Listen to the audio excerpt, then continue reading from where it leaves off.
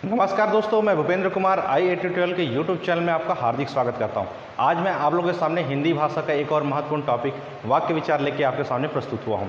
वाक्य विचार हमारे एग्जाम की दृष्टि से काफ़ी महत्वपूर्ण है, इसलिए महत्वपूर्ण है क्योंकि इसमें पिछले कुछ समय से लगातार क्वेश्चन पूछे जा रहे हैं। तो आइए शुरू करते हैं हम आज की क्लास वाक्य विचार के साथ। तो प्लीज़ वीडियो को लास्ट तक देखें जिससे आपको अधिक से अधिक जानकारी प्राप्त हो सके।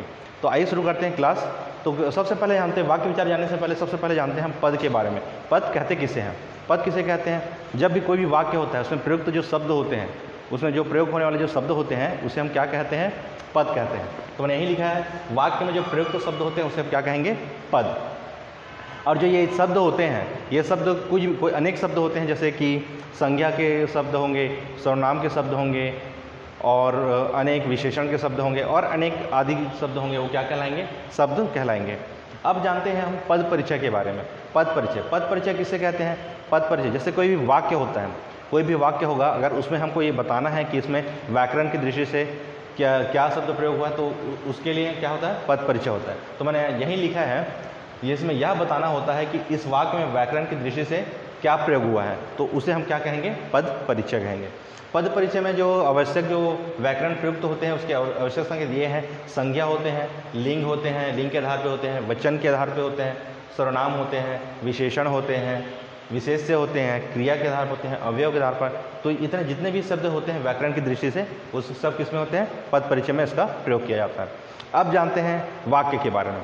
अब वाक्य के बारे में, वाक्य में जैसे कि आपने मेरे फर्स्ट क्लास में ही बताया था, हमने वर्ण के बारे में। वर्ण के साथ भाषा की उस लिपि चिन्ह को जब हम प्रयोग करते हैं तो उसे हम क्या कहते हैं?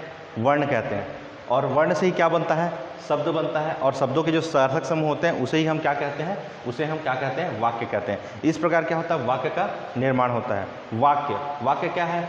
शब्दों का वह व्यवस्थित रूप जिसे मनुष्य अपने विचारों का आदान प्रदान करता है, उसे हम क्या कहते हैं? उसे हम कहते हैं वाक्य। ठीक है। या फिर बोल सकते हैं कि पदों का जो समूह होता है उसे हम क्या कहते हैं? वाक्य कहते हैं। जिसमें हमें क्या है कहते हैं? वाक्य से हमें यह बात पता चलती है, जैसे कि कोई भी वाक्य है उसे हमें यह स्पष्ट हो जाता है कि वाक्य को हम पूरी तरह से समझ सकते हैं। ठीक है। तो अब जानते हैं वाक्य के अंग। वाक्य के अंग कितने हैं? 2 प्रकार के होते हैं। कौन कौन से होते हैं वाक्य के अंग? पहला होता है उद्देश्य, दूसरा होता है विधेय। उद्देश्य क्या होता है? जिसके विषय में हम कुछ कहते हैं, मतलब जिस किसी के बारे में हम कुछ कहते हैं उसे हम क्या कहते हैं? उसे हम कहते हैं उद्देश्य। ठीक है। और जिस उद्देश्य के विषय में, उसके उद्देश्य के विषय में कुछ कहते हैं उसे हम क्या कहते हैं? उसे हम कहते हैं विधेय। उसे हम क्या कहेंगे? विधेय कहेंगे। जैसे कि उदाहरण से देखते हैं हम, मोहन प्रयाग में रहता है। मोहन कहाँ रहता है? प्रयाग में रहता है। तो इसमें जो मोहन जो शब्द है वो क्या कहलाएगा? हमारा उद्देश्य कहलाएगा। और जो प्रयाग में रहते हैं वो शब्द क्या कहलाएंगे? हमारे वो शब्द कहलाएंगे हमारे विधेय। ठीक है। अब वो जानते हैं वाक्य के प्रकार या भेद के बारे में। वाक्य के प्रकार या भेद 2 प्रकार के होते हैं। एक होता है अर्थ के आधार पर होता है और दूसरा होता है रचना के आधार पर होता है। तो जानते हैं वाक्य के प्रकार के बारे में। वाक्य का पहला प्रकार है रचना के आधार पर। रचना के आधार पर कितने प्रकार के होते हैं? रचना के आधार पर ये 3 प्रकार के होते हैं। कौन कौन से होते हैं? साधारण वाक्य, मिश्रित वाक्य या संयुक्त वाक्य। साधारण वाक्य को हम सरल वाक्य भी कहते हैं, मिश्रित वाक्य को हम मिश्र वाक्य भी कहते हैं। तो जानते हैं साधारण वाक्य। साधारण वाक्य कौन क्या किसे कहते हैं? जिसमें केवल एक उद्देश्य और एक विधेय हो, उसे हम क्या कहेंगे? साधारण वाक्य कहेंगे। जैसे एग्जाम्पल से समझते हैं हम, मुकेश पढ़ता है। मुकेश क्या करता है? पढ़ता है। तो मुकेश जो है इसमें क्या होगा? उद्देश्य होगा और जो पढ़ता है वो क्या होगा? विधेय होगा। उसी प्रकार दूसरा एग्जाम्पल देखते हैं, राकेश ने भोजन किया। राकेश ने क्या किया? भोजन किया। तो इसमें जो राकेश होगा वो क्या होगा? उद्देश्य होगा और जो भोजन किया है वो क्या होगा? विधेय होगा। ठीक है। तो ये हो गया अपना साधारण वाक्य। अब जानते हैं मिश्रित वाक्य के बारे में। मिश्रित वाक्य में क्या होता है? जिसमें एक उद्देश्य होता है और उससे संबंधित जो होता है कई क्या होते हैं? विधेय होते हैं। उसे हम क्या कहते हैं? मिश्रित वाक्य कहते हैं। जैसे कि एग्जाम्पल से देखते हैं हम, यदि परिश्रम करोगे तो उत्तीर्ण हो जाओगे। यदि परिश्रम करोगे तो क्या होगे? उत्तीर्ण हो जाओगे। तो इसमें एक उद्देश्य है और बाकी सब क्या है? विधेय है। करोगे तो उत्तीर्ण हो जाओगे। ठीक है। ये क्या हो गया? विधेय है। ठीक है। और ये इसमें परिश्रम है वो क्या होगा? हमारा उद्देश्य हो जाएगा। ठीक। अब दूसरा देखते हैं इसमें एग्जाम्पल, मैं जानता हूँ कि तुम्हारे अक्षर अच्छे नहीं बनते हैं। इसमें जो मैं होगा वो क्या होगा? उद्देश्य होगा, और जो बाकी है तुम्हारा बचा है तुम्हारे अक्षर मत, ये क्या होगा, विधेय होगा। इसमें दो विधेय जुड़े हुए हैं, ठीक है। अब इसको पहचानने का तरीका ये है कि इसमें अगर हम वाक्यों को जोड़ने के लिए, मिश्रित वाक्यों को पहचानने के लिए क्या है, वाक्यों को जोड़ने के लिए हम जैसे, जब, जिस, जिन, जहाँ, जो, ज्यों, क्योंकि, जितना, उतना, यद्यपि, तथापि, तो आदि, इस सब शब्दों का अगर प्रयोग हो रहा है वाक्य को जोड़ने के लिए तो वो क्या कहलाएंगे, मिश्रित वाक्य कहलाएंगे, ठीक है। अब जानते हैं हम संयुक्त वाक्य।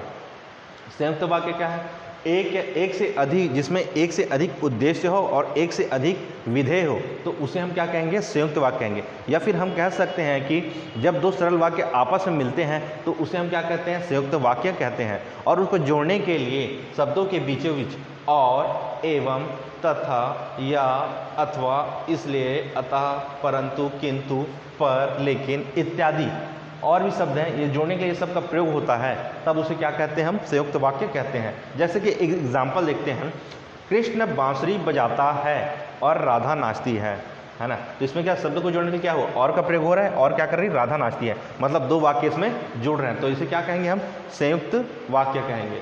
संयुक्त वाक्य भी चार प्रकार के होते हैं। कौन कौन से होते हैं, संयुक्त वाक्य, विभाजक वाक्य और विकल्प सूचक और परिणाम बोधक, ठीक है। तो संयोजक वाक्य के जब दो सरल वाक्य जुड़ते हैं आपस में तो उनके संयोजक किसकी सहायता से जुड़ते हैं, वो संयोजक अवयव, जो मैंने ये सब बताया वो क्या, इसको क्या कहते हैं, ये सब बताया उसको संयोजक अवयव, उसकी सहायता से अगर जुड़ते हैं तो उसे हम क्या कहते हैं, संयोजक अवयव कहते हैं, ठीक है। तो ये कौन कौन से हैं, गीता गई और सीता आई, तो ये क्या हो रहा है, एक संयोजक वाक्य अवयव के द्वारा क्या हुआ, जुड़ रहा है कोई वर्ड, तो ये क्या होगा, संयोजक, ठीक है। अब दूसरा देखते हैं विभाजक। विभाजक क्या होता है, जब दो सरल वाक्यों को परस्पर भेद या विरोध होता है, दोनों वाक्यों के बीच क्या होता है, परस्पर भेद या विरोध होता है, तो उसे हम क्या कहते हैं, विभाजक कहते हैं। जैसे कि एग्जाम्पल से देखते हैं हम, वह मेहनत करता है पर फल नहीं मिलता, क्या हो गया, वह मेहनत करता है पर क्या हो गया, उसको फल नहीं मिलता। इसमें क्या हो रहा है, उसका विरोध कर रहा है या उसमें भेद बता रहा है कि इसमें क्या होता है, फल नहीं मिलता। अब जानते हैं विकल्प सूचक के बारे में। विकल्प सूचक, जब दो सरल वाक्यों के मध्य एक को स्वीकार करना होता है, मतलब दो वाक्य है उसमें किसी एक बात को अगर मानना होता है तो उसे क्या कहेंगे, विकल्प सूचक कहेंगे। जैसे कि एग्जाम्पल से देखते हैं, या तो उसे मैं अखाड़े में पछाड़ूंगा या अखाड़े में उतरना छोड़ दूंगा, है ना। तो इसमें क्या कर, एक बात पे बल दे रहा है, या उसे पछाड़ेगा या फिर वो अखाड़े में उतरना ही छोड़ देगा। अब उसी प्रकार परिणाम बोधक के बारे में जानते हैं। परिणाम बोधक में क्या है, जिसमें जब एक साधारण वाक्य दूसरे साधारण वाक्य का परिणाम होता है तो उसे हम क्या कहते हैं, परिणाम बोधक कहते हैं। जैसे कि एग्जाम्पल से देखते हैं, आज मुझे बहुत काम है, आज मुझे क्या है, बहुत काम है, इसलिए मैं तुम्हारे पास नहीं आ सकूंगा, है ना। तो ये क्या हो गया, परिणाम बोधक है। एक वर्ड क्या है, दूसरे के परिणाम पे डिपेंडेंट है, तो इसलिए इसको क्या बोलेंगे, परिणाम बोधक कहेंगे, ठीक है। तो आइए जानते हैं वाक्य के दूसरे प्रकार, अर्थ के आधार पर। अर्थ के आधार पर वाक्य को 8 भागों में बांटा गया है। कौन कौन सा है, विधानवाचक, निषेधवाचक, प्रश्नवाचक, इच्छावाचक, संदेहवाचक, विस्मयबोधक और संकेतवाचक और आज्ञावाचक। तो आइए जानते हैं सबसे पहले प्रकार इसके विधानवाचक के बारे में। विधानवाचक वाक्य किसे कहते हैं, जिसमें किसी वाक्य में क्रिया के करने या होने का जब सूचना मिलती है हमको तो उसे हम क्या कहेंगे, विधानवाचक। जैसे कि मैं बोलूं मैंने दूध पिया, तो क्या कर रहा है, इसमें किसी का क्रिया का होने की सूचना मिल रही है, तो क्या होगा, ये विधानवाचक। उसी प्रकार वर्षा हो रही है, इसमें क्या है, किसी क्रिया के होने का भाव मिल रहा है इसमें भी, तो ये क्या होगा, विधानवाचक वाक्य होगा। अब दूसरा देखते हैं हम निषेधवाचक वाक्य। निषेधवाचक वाक्य उसे कहते हैं जिसे किसी कार्य के ना होने का भाव प्रकट होता है, मतलब कोई कार्य नहीं हो रहा है, उसे हम क्या कहेंगे, निषेधवाचक। जैसे कि मैंने नहीं पिया, है ना, क्या किया, मैंने दूध नहीं पिया, तो क्या एक निषेध भाव प्रकट हो रहा है। उसी प्रकार तुम मत लिखो, तो क्या हो रहा है, निषेध भाव, मत लिखो, है ना, तो ये क्या होगा, निषेधवाचक वाक्य होगा।